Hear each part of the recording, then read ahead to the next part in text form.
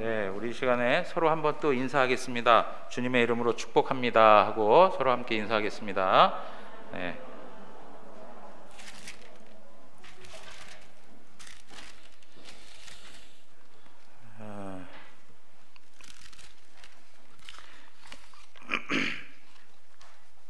여러분, 우리가 살다 보면 아브라함 인생을 통해서 확인해야 되는 그 대목들이 있어요. 이게 뭐냐면, 하나님은 약속을 하시는데 우리의 현실에서 그 약속이 과연 이루어지는가라고 하는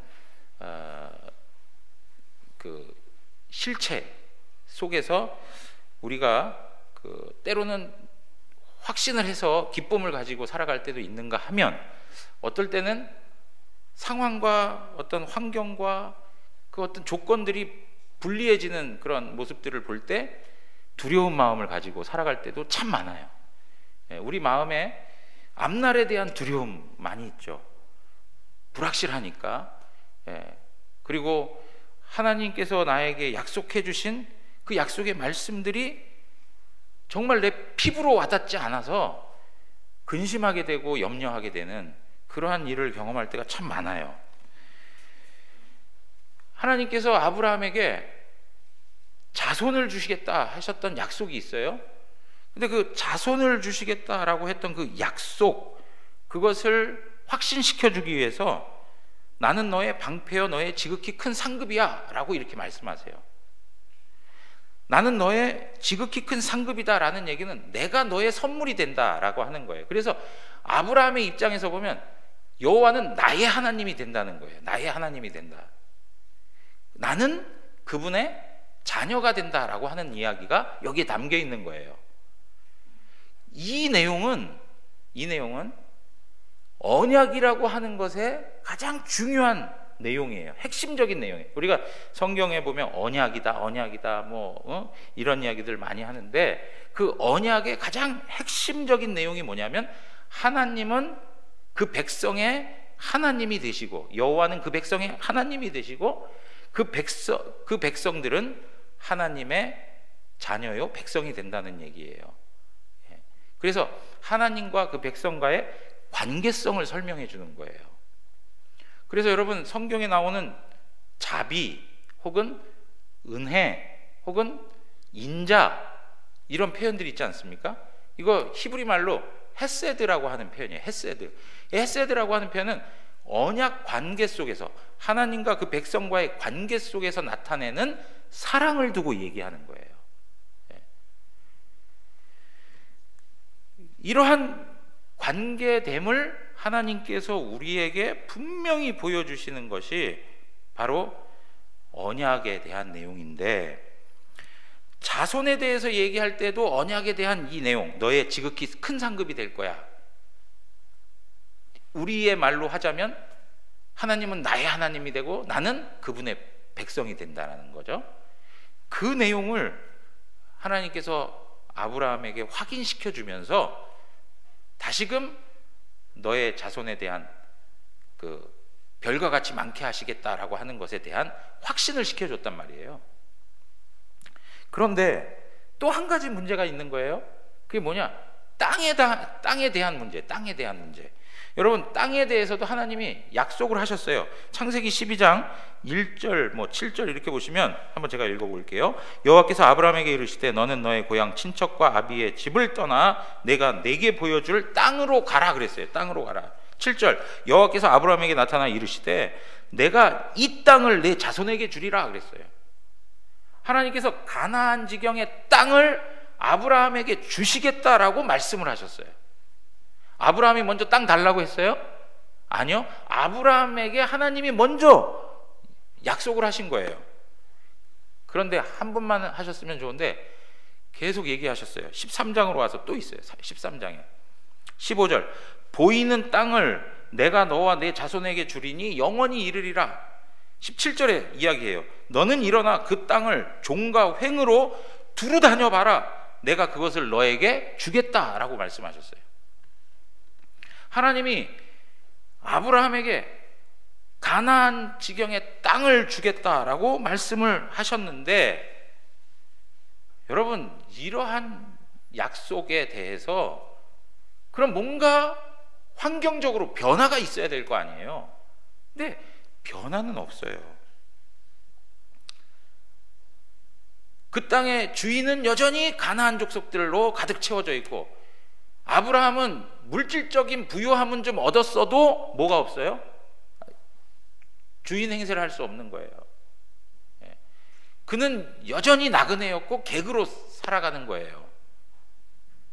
그런데 하나님께서 15장에 와가지고 7절에 또 얘기를 하세요. 먼저 얘기한 것도 아니에요. 아브라함이 먼저 땅에 대한 이야기를 한 것도 아니야. 하나님이 땅에 대해서 또 얘기를 하세요. 7절 우리 한번 다 같이 읽어보세요. 시작. 또 그에게 이르시되 나는 이 땅을 내게 주어 소유를 삼게 하려고 너를 갈대아인의 우르에서 이끌어낸 여호와니라.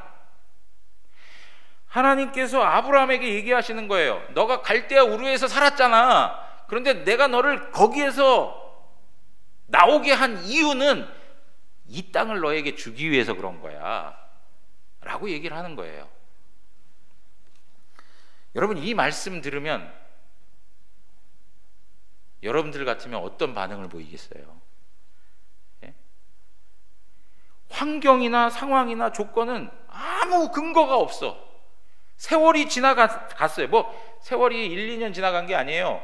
거의 뭐 10년 정도의 세월이 그냥 막 지나가고 있는 거예요. 그런데도 삶의 변화가 없어요. 그럼 당연히 질문을 가질 수 있잖아요. 자, 8절 다 같이 한번 읽겠습니다. 시작. 그가 이르되 주 여호와여 내가 이 땅을 소유로 받을 것을 무엇으로 알리까? 하나님이 이 땅을 소유로 주겠다라고 말씀하시는데, 하나님이 진짜 이 땅을 나에게 소유로 주겠다는 걸 뭘로 확증할 수가 있습니까? 무엇이 증표가 될 수 있습니까? 그 사인을 보여주십시오 라고 얘기하는 거예요. 아브라함도 당차지 않습니까? 그죠? 바로나 뭐 그랄 왕 이런 데 가가 좀 주눅 들어가지고, 예? 사라가 제 누이입니다 막 이렇게 사기치고 다니고 이러는데, 예? 여호와 하나님 앞에서는 당당하게 이야기하고 있잖아요. 여러분, 이런 모습들을 보면서 이방인들이 자신들이 섬기는 신을 대하는 것과 우리가 이 모든 만물의 창조주가 되시는 위대하신 하나님을 대하는 태도가 완전히 다르다는 걸 아셔야 돼요. 여러분, 무당들이 막 구슬하고 할 때 비나이다 막 하고 하는 일들 하잖아요. 그죠? 정성을 자꾸 들여라 하고 막 하잖아요. 그 왜 그러는 거예요? 노한 신을 달래야 된다는 거예요. 예. 그러나 기독교 신앙은 어떻습니까? 하나님 경외를 받으실 뿐이에요. 하나님 존중이 여겨야 할 뿐이에요. 그럼에도 불구하고 우리가 가지고 있는 삶의 아픔과 고통을 숨김없이 하나님 앞에 다 쏟아 놓을 수 있는 대상이에요. 여러분, 하나님에 대해서 거리를 두고 생각하지 마세요. 하나님을 존중히 여기는 태도에 있어서는 분명히 그것이 필요하지만, 중요한 것은 우리의 삶에 우리의 마음과 우리의 모든 것들을 다 하나님 앞에 다 내어놓고 대화할 수 있는 분이 우리 하나님이세요. 우리의 고통스러운 이야기들, 우리가 가지고 있는 고민들, 우리가 찾아내고 싶어하는 답, 이런 모든 것들에 대해서 하나님께서 적극적으로 우리를 받아주신다는 것을 잊지 마십시오. 외면하지 않으세요. 멸시하지 않으세요. 사람들 안에서는 때에 따라 멸시를 당할 수 있고 때에 따라 거부를 당할 수 있어요. 거부감이 생겨서 다가서지 못하는 경우도 참 많아요. 목사인 저한테도 혹 거부를 당할까 봐 다가와서 이야기하지 못하는 분들도 상당히 많아요. 저같이 그렇게 훌륭하고 저같이 그렇게 넉넉한데 이제 뭐 이렇게 얘기해도 그냥 그러려니 여러분, 이런 부분에서 하나님은 우리가 가지고 있는 마음과 삶의 상황과 고통, 뭐 즐거움, 기쁨의 어떤 내용들까지 다 해서 우리의 삶을 넉넉히 받으실 수 있는 분이라는 거 잊지 않으셨으면 좋겠어요. 문제가 있으면요, 하나님께 나가세요. 하나님께. 고민이 되면은요, 하나님께 물어보세요. 나 혼자 그냥 결정하고 판단하고 하지 말고 하나님께 질문을 구해보세요. 하나님께서 그 길을 보여주세요. 반드시 그렇게 하셔야 돼요. 여러분, 그런데 오늘 하나님께서 말씀하신 것에 대해서 아브라함은 하나님이 약속한 것에 대한 증표를 보여주십시오 라고 하는 것을 요구하고 있는 거예요. 그랬더니 하나님께서 보이신 반응이 뭐예요?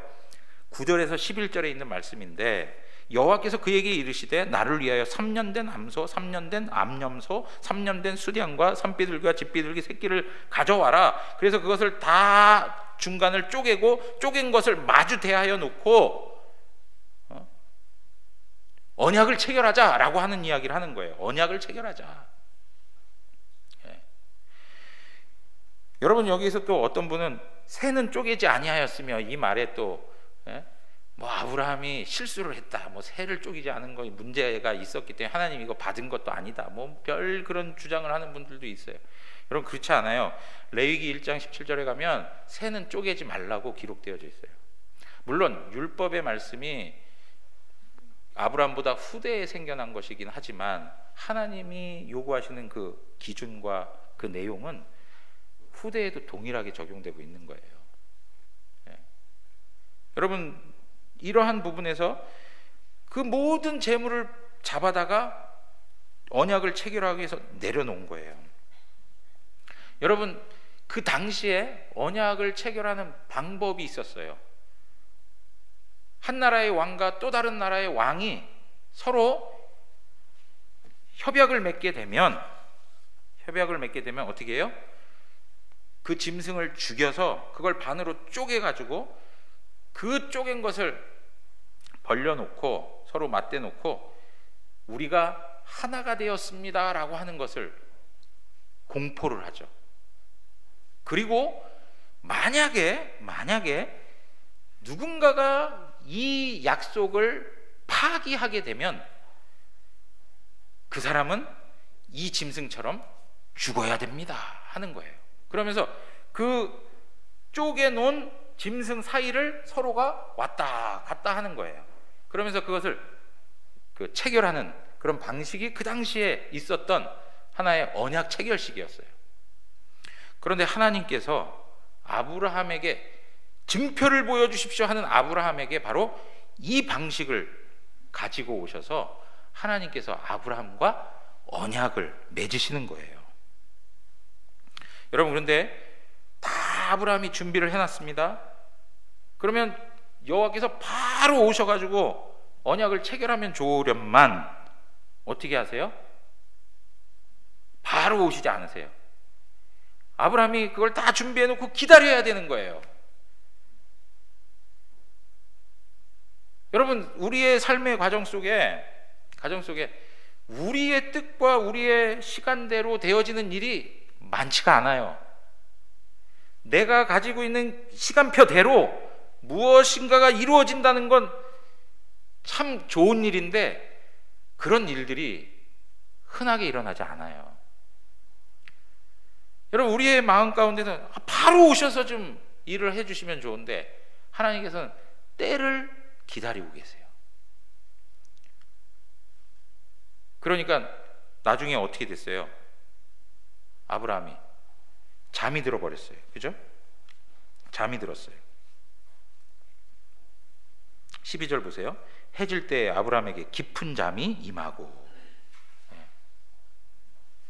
하나님께서 아브라함이 잠들 때까지 이렇게 기다리셨던 거예요.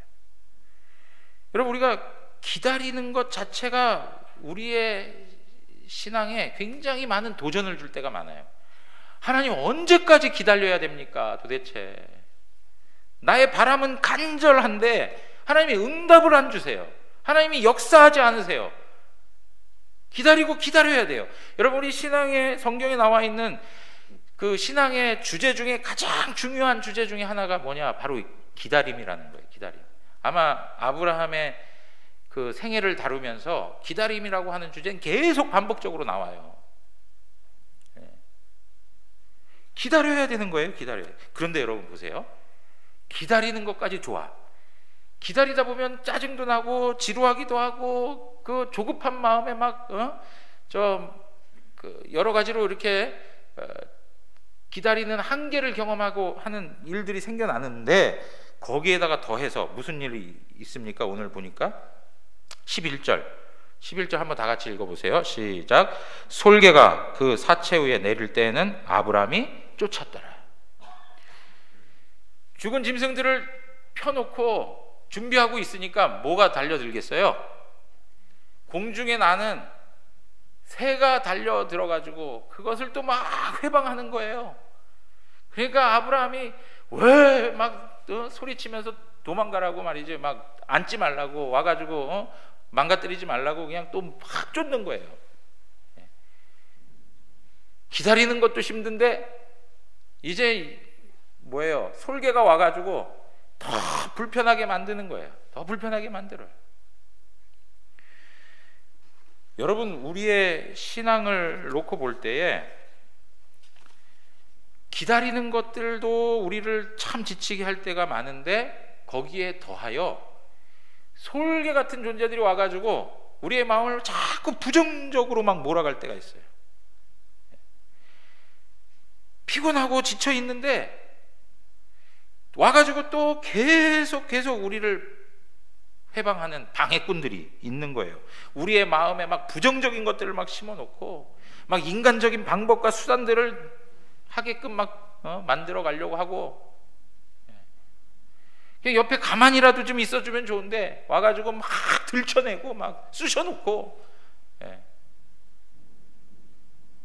여러분, 우리가 살면서 어려움 당하고 고통 당할 때 그냥 환경 때문에라도 힘들었는데 옆에 와가지고 또 막 그렇게 하는 사람들도 있잖아요. 그죠? 그래서 누가복음에도 이렇게 표현하고 있어요. 씨를 뿌리는 자가 그 씨를 뿌리러 나가서 뿌릴새 덜어는 길가에 떨어짐에 밟히며 공중의 새들이 먹어버렸다라고 얘기해요. 공중의 새들이 악한 영향을 주는 그런 세력으로 묘사되어서 설명되고 있는 거죠. 여러분, 이러한 모습 속에도 우리가 끊임없이 하나님을 신뢰하셔야 돼요. 계속적으로 밀려드는 기다림, 그리고 계속적으로 우리를 회방하는 그런 방해꾼들, 우리 신앙을 무너뜨리고자 하는 사탄의 역사들이 굉장히 많이 있어요. 그럴 때마다 우리의 마음을 빼앗겨서는 안 돼요. 그럴 때마다 더 하나님을 의지하셔야 돼요. 하나님을 의지하셔야 돼요. 여러분, 여기 보면 아브라함이 잠이 들게 되는데, 이 잠이 들었다는 이야기는 뭐냐면 그의 무능함을 이야기해줘요. 그가 가지고 있는 인간의 한계를 설명해주고 있는 거예요. 하나님하고 언약을 체결하는데 잠이 들어버렸어요. 그 이야기는 하나님의 약속하시는 이 언약의 내용을 아브라함이 조금도 거들어서 아브라함의 도움을 조금도 받지 않고 하나님께서 하시는 일들이라는 것을 우리에게 설명해 주고 있는 거예요. 하나님이 약속하신 것을 하나님이 이루시는데 인간의 도움 없이 전적으로 하나님이 이루신다는 것을 우리에게 말씀해 주고 있는 거예요. 여러분, 하나님께서 하와를 만드실 때 어떻게 하셨습니까? 하와를 만드실 때 아담을 잠재우셨어요. 아담의 역할이 필요했습니까? 없었습니까? 필요 없어요. 아담을 잠재우셨어요. 잠재우고 하와를 만드셨어요. 그 이야기는 뭡니까? 아담의 도움 없이 하나님께서 하와를 만드셨다는 거예요. 마찬가지예요. 오늘 아브라함이 잠이 들었다라고 하는 것, 그런 것은 언약의 당사자로서 아브라함의 역할이 없다는 이야기를 하고 있는 거예요. 하나님께서 약속하시고 아브라함과 체결한 언약의 모든 내용은 누가 이루신다고요? 하나님이 이루신다는 것을 말씀해 주고 있는 거예요. 그렇기 때문에 뒤에 가서 우리가 말씀을 또 보겠지만 그 쪼갠 고기 사이로 누구만 지나다녀요? 여호와 하나님만 지나다니는 거예요. 여호와 하나님만. 아브라함은 지나다니지 않아요. 아브라함은 어떤 행위조차가 거기에 제공되지 않고 있다는 것을 성경이 말해주고 있는 거예요. 하나님만이 하시는 거예요. 어떠한 삶의 환경과 조건과 불리한 여러 가지 일들이 생긴다 하더라도 하나님께서 약속하신 건 하나님이 지키신다라고 하는 것을 보여주는 거예요. 그런데 이러한 약속이, 이러한 아브라함에게 하셨던 약속이 역사 속에서, 진짜 불리했던 역사 속에서도 하나님의 약속은 이루어진다라는 것을 미리 예견해 주신 것, 예고해 주신 것이 무엇이냐? 오늘 13절에서 16절에 있는 말씀이에요. 자, 13절에서 16절에 있는 말씀 제가 읽어보겠습니다. 여호와께서 아브라함에게 이르시되 너는 반드시 알라. 내 자손이 이방에서 객이 되어 그들을 섬기겠고 그들은 400년 동안 내 자손을 괴롭히리니. 여러분, 이 말씀이 어떤 내용이에요? 아브라함의 자손인 이스라엘 백성들이 요셉 때문에 애굽에 정착을 하게 돼요. 정착을 하고 나서 요셉을 알지 못하는 왕이 등장하여 이스라엘 백성들을 학대하기 시작합니다. 그래서 최종적으로 이스라엘 백성들, 아브라함의 자손인 이스라엘 백성들이 이집트에서 몇 년을 살아요? 400년을 지내게 되는 거예요. 400년을 지내게 돼요. 그런데 14절에 보십시오. 그들이 섬기는 나라가 내가 징벌할지며 그 후에 내 자손이 큰 재물을 이끌고 나오리라. 애굽 땅에서 너희 자손들이 큰 재물을 이끌고 나오리라 라고 말씀하셨어요. 그리고 16절 다 같이 한번 읽겠습니다. 내 자손은 4대 만에 이 땅으로 돌아오리니 이는 아모리족 속의 죄악이 아직 가득 차지 아니함이니라 하시더니, 네 자손은 4대 만에 이 땅으로 다시 돌아올 거다라고 말씀하시는데 왜 지금 너에게 이 땅을 주지 않느냐? 그 이유를 말씀하세요. 왜 400년 동안 기다려야만 하느냐라는 이유를 말씀해 주세요. 그게 뭐냐? 가나안 땅에 살고 있던 사람들의 죄악이 아직 하나님이 공의를 나타내 심판하실 때가 안 되었다는 거예요. 그들이 하나님 앞에 죄를 범하고 그 죄가 쌓이고 쌓여서 하나님께서 하나님의 공의를 나타내서 그 백성을 심판해야 되는 그 수준까지 기다리시겠다는 거죠. 그러니까 여러분 보세요. 하나님께서 애굽 땅에 있었던, 이집트에 있었던 이스라엘 백성들을 불러서 광야를 지나 가나안 땅에 들어가서 거기에 살고 있던 가나안 족속들을 다 멸하고 그 땅을 차지하라 라고 하셨는데, 어떤 사람들은 그렇게 얘기해요. 하나님 너무 무자비한 거 아니냐? 하나님 너무 불공평하신 하나님 아니냐? 왜? 가나안 땅에 잘 살고 있는 사람들도 사람인데 그 사람들 왜 다 죽여버리고 그 땅을 이스라엘에게 주느냐? 그런데 여러분, 거기에는 이유가 있다는 거예요. 어떤 이유요? 그 백성들이 하나님 앞에서 죄를 범하는데 이제는 그 죄의 한계가 다 차버렸다는 거예요. 그래서 이스라엘 백성들을 도구 삼아 가나안 백성들을 심판하시는 것이요, 그 심판을 통해서 이스라엘 백성들은 구원의 완성을 얻는 것이죠. 여러분, 이러한 내용들을 보면 이스라엘 백성들이 진짜로 이집트 땅에 살아갈 때에 과연 하나님께서 정말 우리를 기억하실까?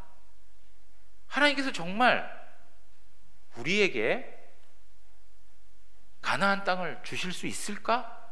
라는 생각을 가질 수밖에 없어요. 우리 흔히 그런 얘기 하잖아요. 아이고, 오래 있지 않으려고 했는데 그냥 어떻게 먹고 살겠다고 정착한 곳이 이곳이어서 살다 보니까 벌써 20, 30년이 지났네요. 여러분 그런 얘기 할 때 있어요, 없어요? 예? 근데 지금 몇 년이에요? 20, 30년이 아니고 몇 년이요? 400년 기간 동안 있으니까 그 백성들이 가나안 땅으로 돌아가겠다? 이건 퀘션이 붙는 거예요.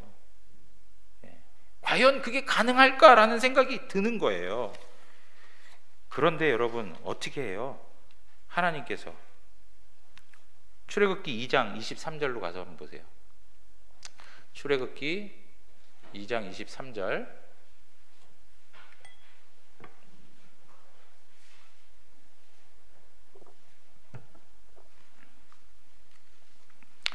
자, 24절 25절을 우리가 함께 읽겠습니다. 제가 먼저 23절 읽을게요. 여러 해 후에 애굽 왕은 죽었고 이스라엘 자손은 고된 노동으로 말미암아 탄식하며 부르짖으니 그 고된 노동으로 말미암아 부르짖는 소리가 하나님께 상달된지라. 24절을 다 같이 읽습니다. 하나님이 그들의 고통 소리를 들으시고 하나님이 아브라함과 이삭과 야곱에게 세운 그의 언약을 기억하사 하나님이 이스라엘 자손을 돌보셨고 하나님이 그들을 기억하셨더라. 여러분 그대로 이야기하고 있어요. 그대로 모세가 출애굽기에 들어와서 하나님께서 아브라함에게 약속하셨던 그 약속을 기억하셨다. 하나님께서 아브라함과 체결하셨던 그 언약을 기억하셨다. 그래서 그 백성들을 돌보셨고 그 백성들에게 찾아오셨다. 이 복음의 메시지를 전해주는 거예요.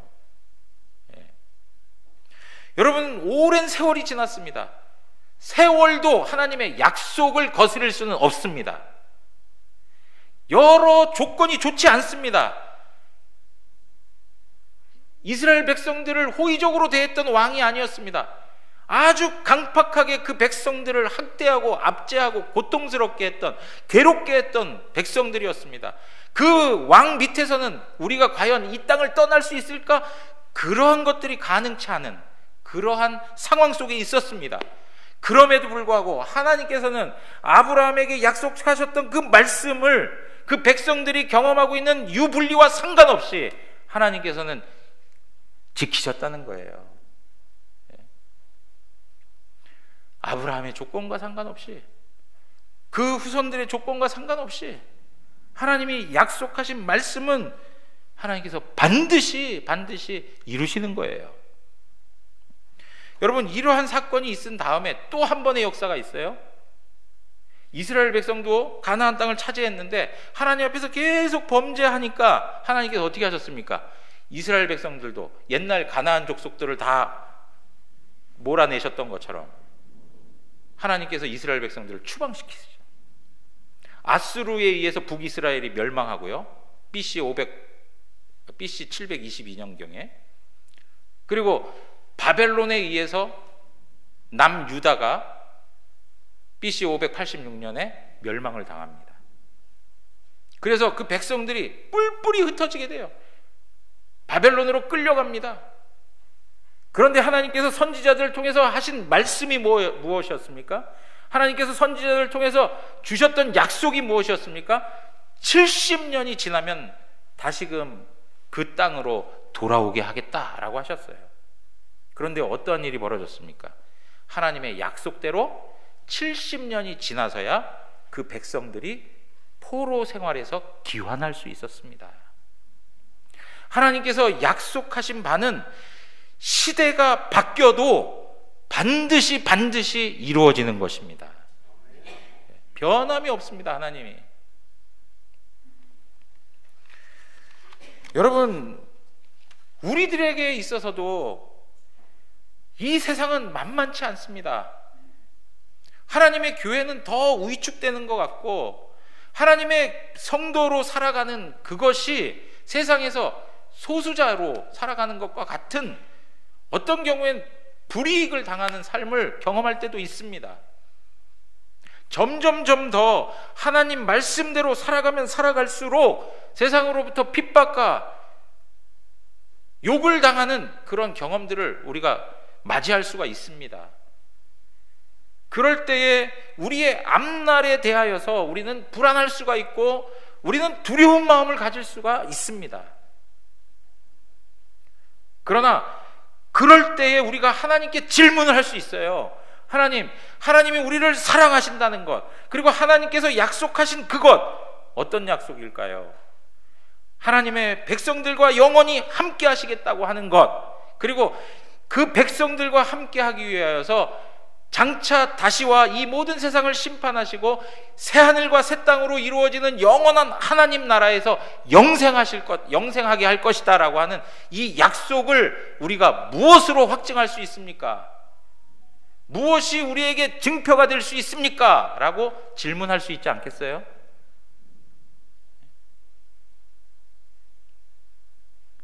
무엇이 우리에게 증표가 될까요? 그것은 예수 그리스도가 이 땅에 오신 것이요, 예수 그리스도께서 십자가에 죽으시고 다시 살아나신 것입니다. 그것이 우리의 확실한 증표가 되는 거예요. 우리가 아직 죄인 되었을 때 그리스도께서 우리를 위하여 십자가에서 죽으심으로 하나님께서 우리에 대한 자기의 사랑을 확증하셨느니라. 여러분, 예수 그리스도의 십자가를 바라볼 때마다 거기에 하나님의 사랑이 나타나고 있는 거예요. 하나님의 은혜와 자비가 우리를 향하여 있음을 확인할 수 있도록 하시는 거예요. 예수 그리스도는 새 언약이십니다. 누가복음 22장, 스크린에 있습니까? 누가복음 22장 20절 다 같이 한번 읽겠습니다.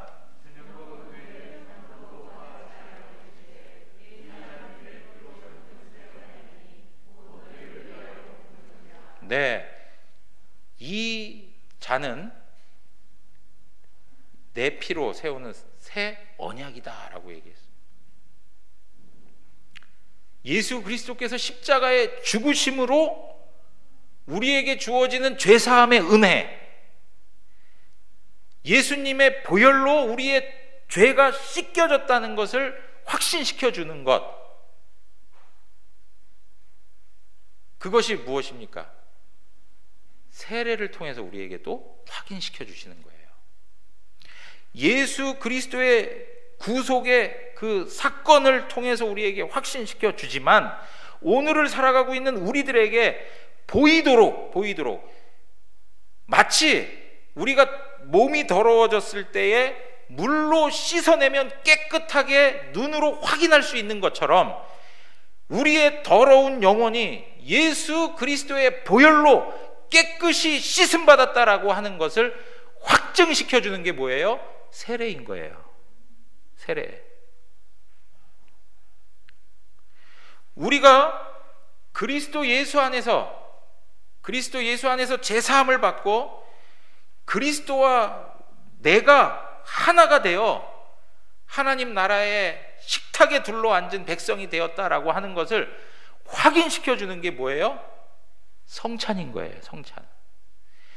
우리가 떡과 포도주를 먹고 마시는 것이 실제적인 일처럼 예수 그리스도의 살과 피를 먹음으로 그리스도와 하나가 되었다는 것, 하늘 백성이 되어서 하나님이 마련한 식탁에 앉아 하늘 양식을 받아 누리고 살아간다는 것, 그것을 확인시켜 주는 게 뭐예요?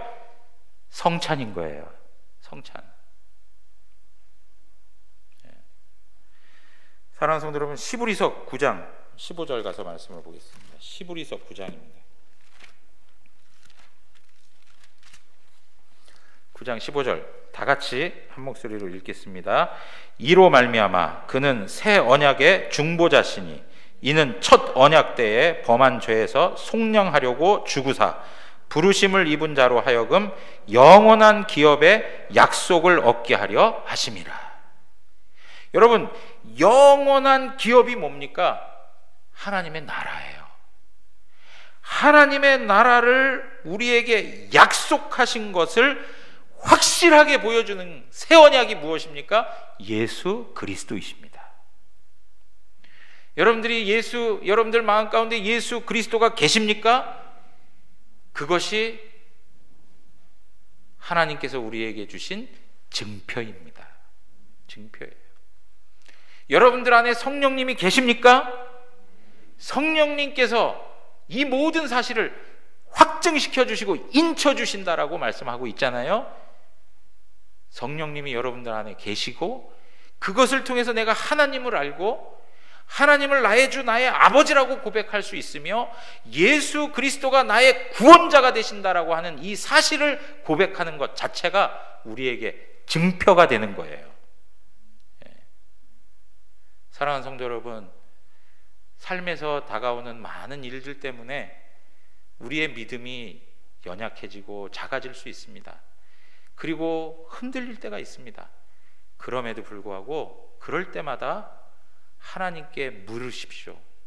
그리고 그 하나님께서 우리에게 허락해 주신 예수 그리스도를 바라보십시오. 예수 그리스도를 바라볼 때 우리는 다른 무엇에서 얻을 수 없는 하나님이 우리를 사랑하신다는, 하나님이 우리와 함께 하신다는, 하나님께서 우리에게 영원한 기업을 약속하셨다는 것을 확증할 수 있는 것입니다. 오늘도 그 믿음을 가지고 두려워하지 마시고 염려하지 마시고 살아계신 하나님 앞에 내 인생을 고정시키고 그분의 인도하심에 따라서 승리하는 아름다운 삶이 우리 가운데 나타나기를 주님의 이름으로 축원합니다. 다 같이 일어나시겠습니다.